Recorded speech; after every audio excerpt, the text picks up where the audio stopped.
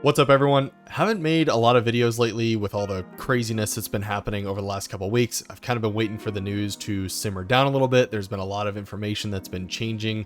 Seemingly every day we're getting more news, and I wanted to hold out as long as I could, so I wanted to wait until the TWID today, which just dropped a couple hours ago. Unfortunately, we didn't find out anything new as far as some of the stuff that we'll talk about here in a second, but they did update us on some other changes that I think are pretty cool. So I do want to go over the TWID after I talk about what's been going on in Destiny over the last couple weeks. So let's get right into it. So unless you've been living under a rock this last week, you know that Destiny has been going through some crazy struggles, horrible stuff that's been happening this week. About 8% of their workforce got laid off. So over 100 employees, I believe that's the final number. We don't know exactly what it was, but a lot of people lost their jobs very unexpectedly last week, which just really sucks. There are rumors that some people heard about these layoffs, that they lost their job through Twitter. So imagine like waking up and finding out through Twitter or X that you lost your job. And it wasn't something to where like one department got let go. This was kind of a widespread thing, and really seems like no one was safe. Michael Salvatore, a Bungie legend that has been with Bungie since before the Halo days, so like 25 years, the composer for all this amazing music that we've been listening to for so long in all of the Bungie games, he was let go too. So that was actually kind of insane. Someone else that worked on the Deepstone Lullaby, probably the best and most iconic song in Destiny right now, was also let go. That was Michael Seacrest. Hopefully I said that right. The worst part about this is obviously there's never a good time to get let go, but this is really close to the holidays, Thanksgiving, Christmas, where people are really trying to spend time with each other, with their families. Now they're going to have to try to find new places of work, and it's just a really miserable situation. All of this news is obviously incredibly concerning. It can lead to very easy doom and gloom conversations. Oh, this is the end of Destiny. This is the end of Bungie. I've been seeing all of those videos. I think it is a little bit too early to kind of tell what's happening, since Bungie really hasn't said anything official other than a few short words here and there.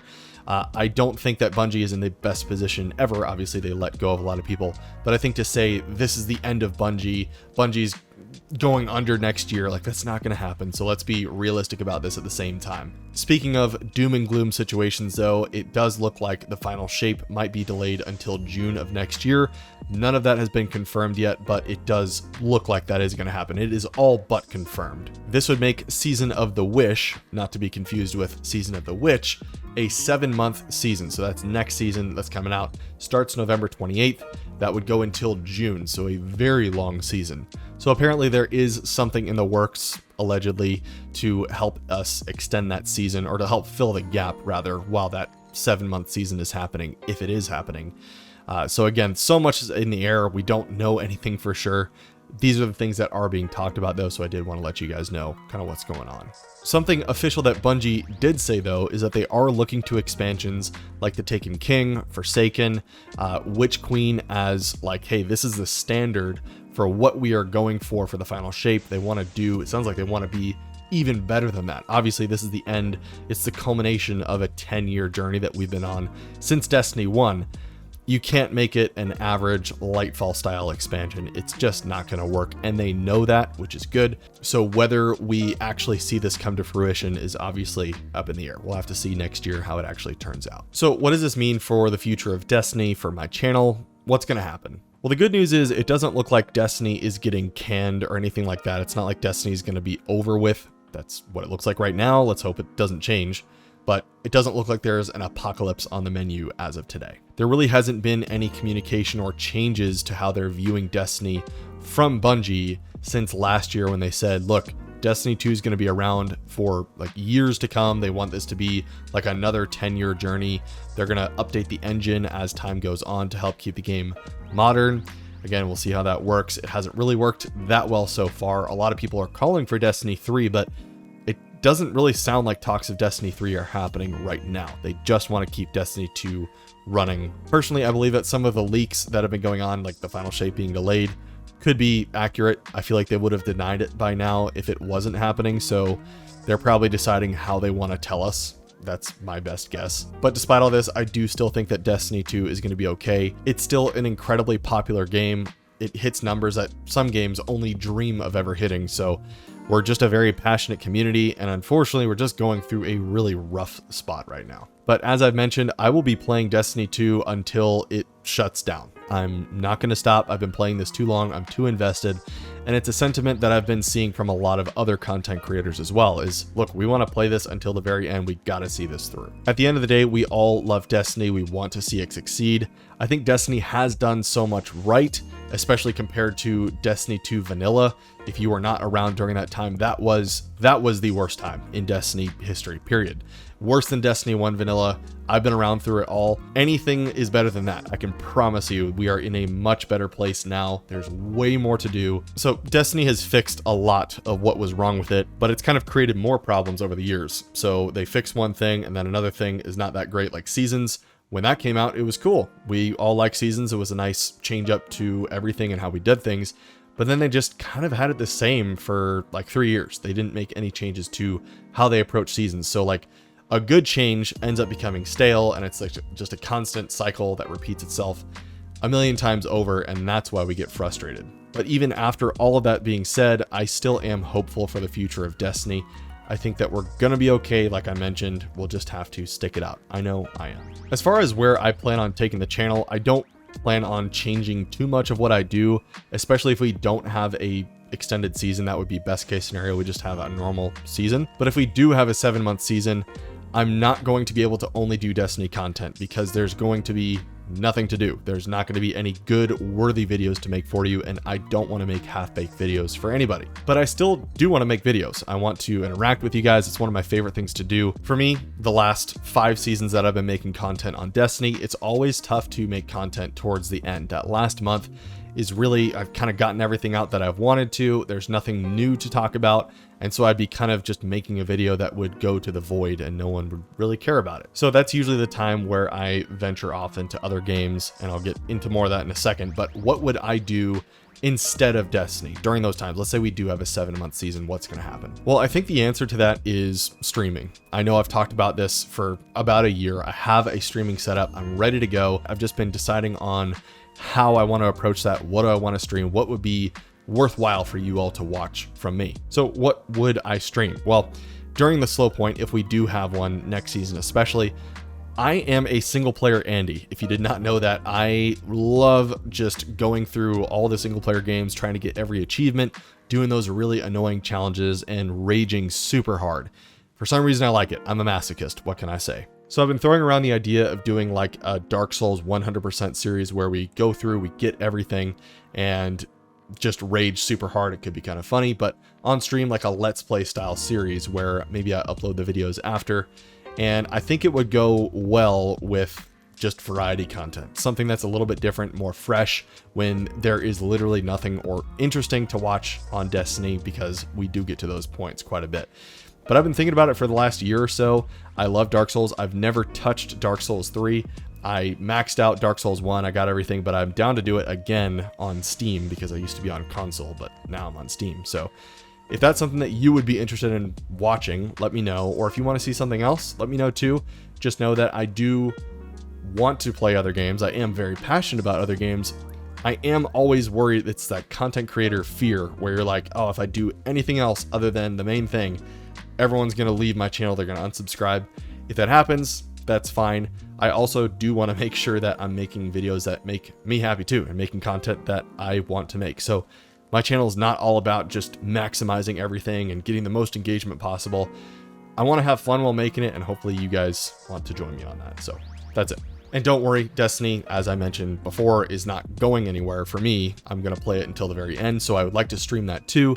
Maybe some raid carries, dungeon carries with all of you guys, so I can teach you live how to do all that stuff. That could be a great idea. I've seen some other content creators do that as well. So that's kind of a mini update on some of the craziness that's been going on in Destiny. Let's dive into the TWID to see some news on next season. First up, next season, as I mentioned earlier, is called Season of the Wish. Again, it's not Witch, it's Wish, which seems to kind of be focused around an Ahamkara, which, if you didn't see the ending, spoiler right now, 3, 2, 1. We did see an Ahamkara egg at the end of the seasonal storyline, so that could be pretty cool. It's going to lead us right into next season, and I am pretty excited about it. That does look really cool. The 15th wish that we've been waiting on for like 4 or 5 years now is finally coming into play. We're going to figure out what that's all about. And next, we have a massive section on Crucible updates. So I'm not the biggest Crucible guy. I'm going to try and go over this stuff and explain it as best as I can, but I'm going to more so comb over these details instead of do like a massive breakdown on all of this stuff. So hopefully that's all right with you guys. For starters, we're going to be getting a regular Crucible playlist update. This seems to happen like every season where they add playlists and they remove playlists, and they just can never decide. The community's always split on what they think is best for how to divvy playlists throughout Destiny. And I don't know. I mean, I think this is good. The more the merrier.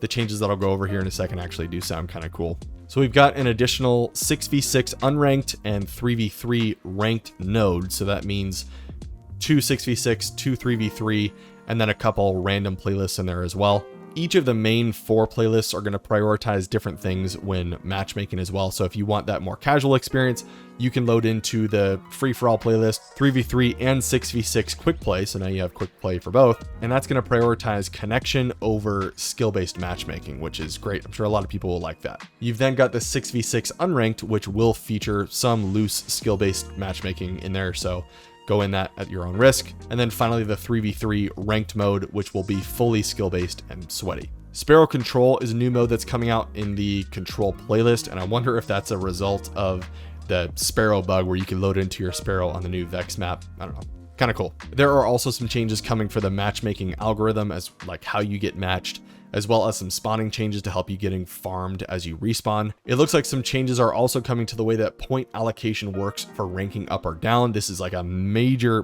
topic in ranked. So now ranking up or down is like fully done through winning and losing. It's not really dictated on your performance in the game. And probably the biggest and most welcome change is the fact that the game's determination of your skill will no longer reduce your rank gains.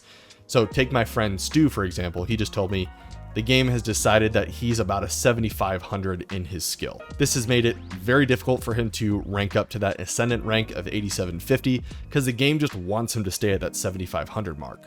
So even if he wins multiple games in a row, a single loss as it stands now could remove all of his progress and send him all the way back to 7,500, making it seem like an impossibility to hit that ascendant rank. So with these changes that are coming, let's say you are a platinum rank, but the game thinks that your skill is gold. That's not going to matter. As long as you're platinum and you're winning, you should still be able to ascend the ranks at a normal speed and not a slowed down speed, which is great. I like that change. And I'm 99% sure I explained that correctly. As mentioned, I'm not like a PvP master or anything like that. If I did mess up on the explanation, just let me know in the comments. I'll pin your comment. But that's it for that section in comp. Let's move on to some trials changes real quick. We do have some changes coming up to the way how we get rewards in trials and how often they drop for us. This update should drop trials loot more often and more consistently, so you'll know exactly what you can get as you get wins on your card. So if you're like me and you can't go flawless consistently, you're still going to be able to get that predictable loot, which is good. But if you do go flawless regularly, then great for you as well, because once you go flawless, any future 7-win cards will get you a higher chance to get adept weapons to drop, which is great. More adept weapons is awesome. Another very welcome change that they're making, I actually missed this in my initial recording, but they are allowing you to use Crucible engrams to focus those competitive PvP weapons. So each rank, depending on how high you are, gives you another focus that you can use for that week. So you have to be actively participating in competitive to focus those weapons, like Rose, for example. Really cool.